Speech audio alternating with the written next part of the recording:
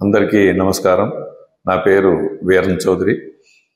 నిన్న ఈట్ స్ట్రీట్లో జరిగిన సంఘటన మీద ప్రజలందరూ ఆలోచించాలి, ప్రభుత్వం ఆలోచించాలి. అక్కడ విద్యా నిలయమైన ఆర్ట్స్ కాలేజ్ ఎప్పటి నుంచో ఉన్నది.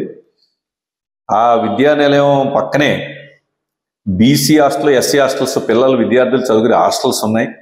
అటువంటి హాస్టల్స్ ఉన్న చేత మీరు ఈట్ స్ట్రీట్ పెట్టి కంటైనర్లు వేసేసి, తోపుడు బళ్ళు కాకుండా పర్మనెంట్ స్ట్రక్చర్లు వేసేసి, దానికి ఏ విధమైన ఫైరు కానీ లేకపోతే ఒక మున్సిపల్ అప్రూవల్స్ అయినా ఇది లేకుండా పైన ఏమో హై టెన్షన్ లైన్లు ఉండి, ఆ పక్కనే రైతు బజార్ ఉంది, పక్కనే పిల్లలు చదువుకునే హాస్టల్స్ ఉన్నాయి, బీసీ ఎస్సీ హాస్టల్ ఉంది. మేము మొన్న ఏబీపీ వాళ్ళు మేము కూడా ధర్నా చేసి ఆ హాస్టల్ సరిపోతలేదు, ఇంకా మౌలిక సదుపాయాలు పెంచి ఇంకా హాస్టల్స్ వేయాలని కూడా కోరడం జరిగింది. అటువంటి చోట ఈట్ స్ట్రీట్ పెట్టి ప్రభుత్వం పారిశుభ్రత పాటించకుండా ప్రజల ఆరోగ్యాలను గాలికి వదిలేసేసి, నిన్న జరిగిన సంఘటనకి ఎవరైనా విద్యార్థులు పోతే వాళ్ళ తల్లిదండ్రులకి ప్రభుత్వం ఏం సమాధానం చెప్తుంది? విద్య కోసం, చదువు కోసం ఎక్కడెక్కడి నుంచో పేద విద్యార్థులు హాస్టల్లో చదివే వాళ్ళ హాస్టల్ ముందు మీరు వాళ్ళకి ప్రభుత్వం ఒక రకమైన భోజన సదుపాయాలు చేస్తుంది.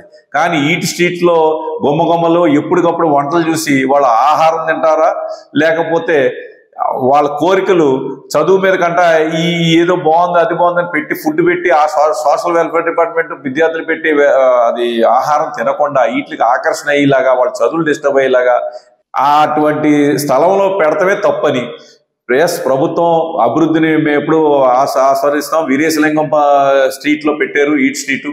అది కాలేజీ ఉన్నా, పార్క్ ఉన్నా, ఈవినింగ్ అయినోడు కాలేజీలో ఎవరు నివాస ప్రాంతాలు లేవు ఇటు సైడ్. అటువంటి చోట ఈట్ స్ట్రీట్లు పెట్టినా పర్వాలేదు. కానీ ఎప్పుడో చరిత్ర కలిగిన ఆర్ట్స్ కాలేజీలో ఆ పక్కనే ఎస్సీ హాస్టల్ పక్కనే నిన్న గ్యాసులు ప్రమాదం జరగకుండా సంఘటన జరిగితే విద్యార్థుల తల్లిదండ్రులకు ఏమి సమాధానం చెప్పగలుగుతాము? ఈ రాజమండ్రి ఆర్ట్స్ కాలేజీలో చదువుకునే విద్యార్థులకు కానీ దగ్గర పక్కన ఉన్న కాలేజీ.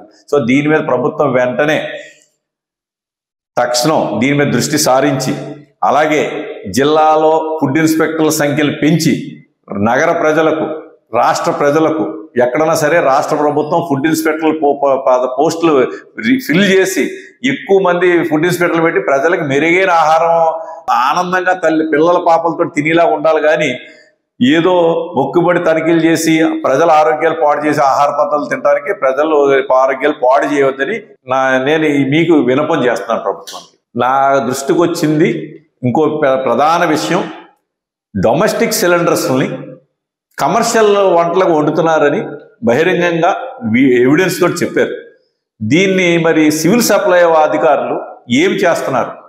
ప్రజలకి, పేద ప్రజలకి, మధ్యతరగతి ప్రజలకి ప్రభుత్వం డొమెస్టిక్ సిలిండర్లు ఇస్తే కమర్షియల్ వాళ్ళకి ఆ సిలిండర్లు ఎట్లా వెళ్తున్నాయి, దాని మీద అసలు సివిల్ సప్లై తనిఖీ కానీ ఆజామాయిషి కానీ ఉందా లేదా అని నేను ఈ ప్రెస్ మీట్ ద్వారా వాళ్ళని కూడా అడుగుతున్నాను.